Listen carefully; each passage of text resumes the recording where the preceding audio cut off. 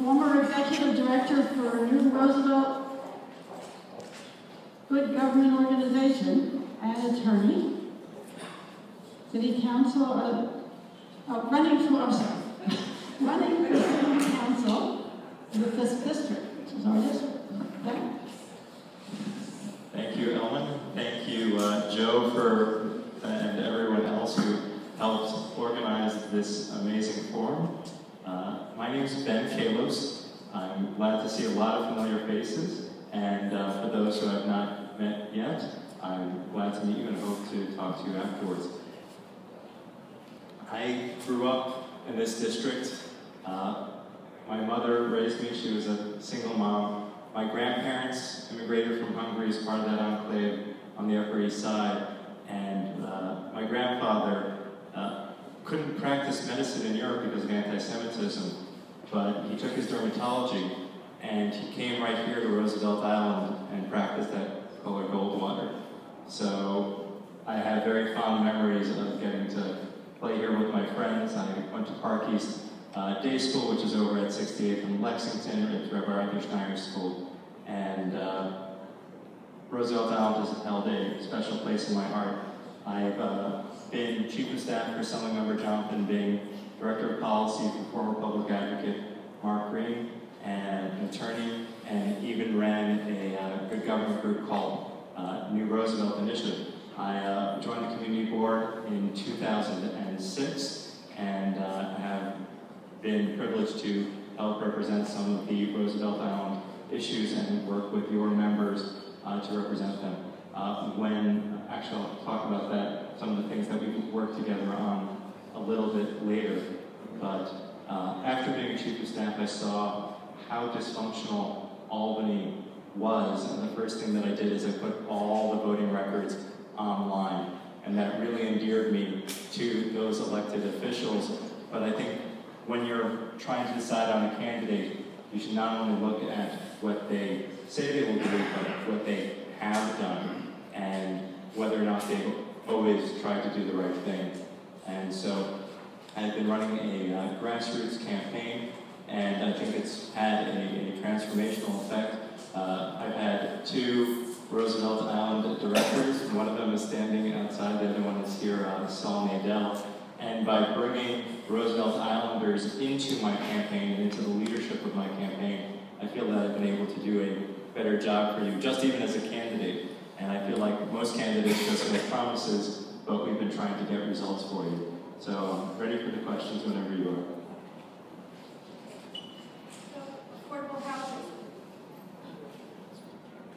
The new Roosevelt Island residential developments all are luxury rentals or condos. Even the affordable housing component of these buildings are made up of apartments only for hospital personnel at Cornell Weill and Memorial Sloan Kettering, and not available to the general public. Will the Roosevelt Island Wire building planning to leave or already left Mitchell on the program?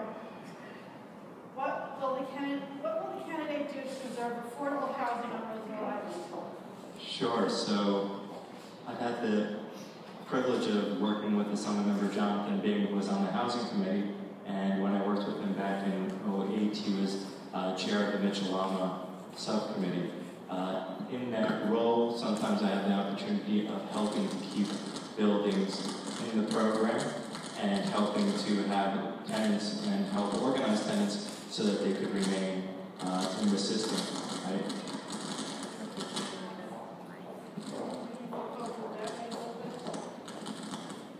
Perfect. So I think that Reshma did touch on. Thank you. So I think Reshma did touch on something, which is making sure that you hold your candidates accountable. And for me, that has meant that I also have not been taking real estate money. In fact, I've had a grassroots campaign where I raised more than 800 contributions. The most frequent contribution was $10. And so that means I'm not accountable to real estate interests. I'm accountable to people just like you. Because of that, I've actually earned the endorsement of Tenants PAC. They represent affordable housing advocates from all over the city. So I'm looking forward to working with you, the residents of Roosevelt Island, to make sure that any new construction includes affordable housing, that we make sure that any of the contracts that we've signed that did not include a affordable housing component do meet your charter requirement, and that we work as a city to ensure that with all new development, there is a support for infrastructure, including affordable housing. I think that if I do this right, I'll be able to afford to live here too. Okay, Cornell. The Cornell campus will have significant impacts on the island, both during construction and once classes begin. How will you ensure that Cornell will act as a good neighbor, protecting the needs of existing island residents and giving back to the local community?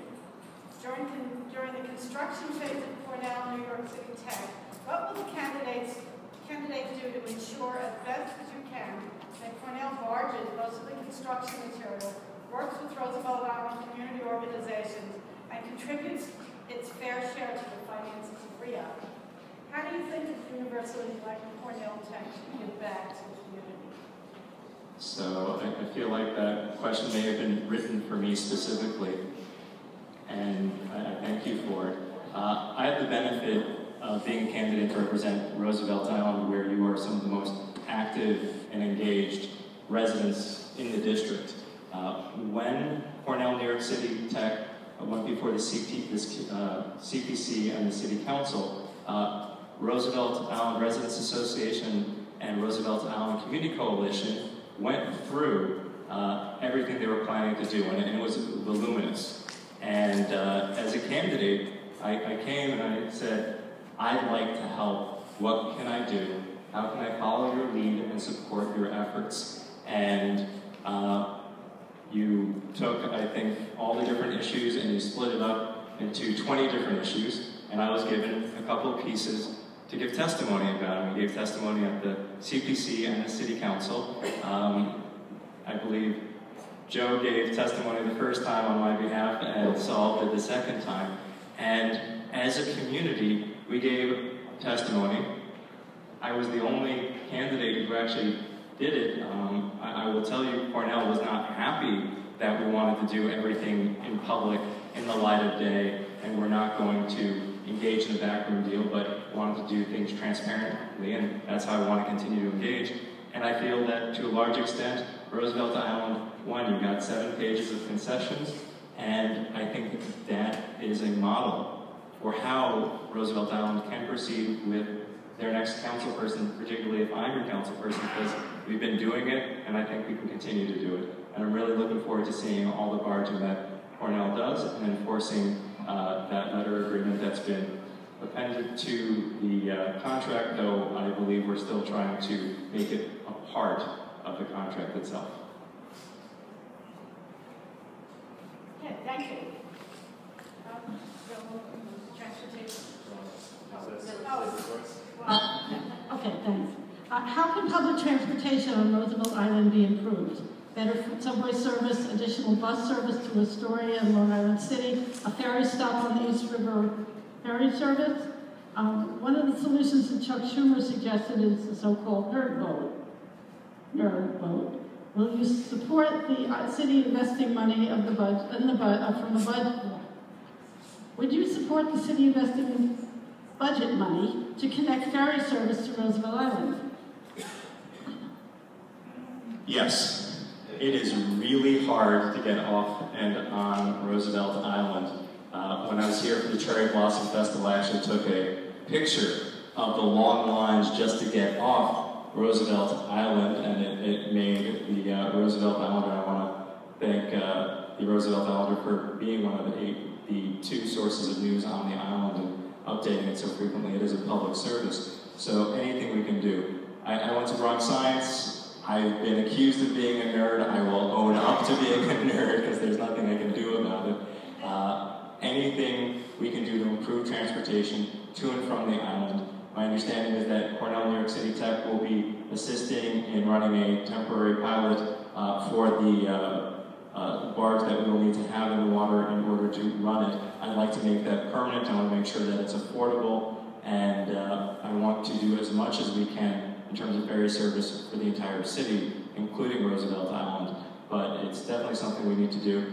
We also have to make sure that the F train has space in it so that if you need to take it in the morning, there is space, and anything we can do to keep the tram running, I will do. But the idea of having the ferry service is going to be amazing because you'll be able to zip right down to Wall Street and other jobs. So I'm really looking forward to that. And I believe we got to include that in our testimony to Cornell. And again, that was something that Rear End Rick gave for me to give testimony on, so it was a pleasure to be able to do that.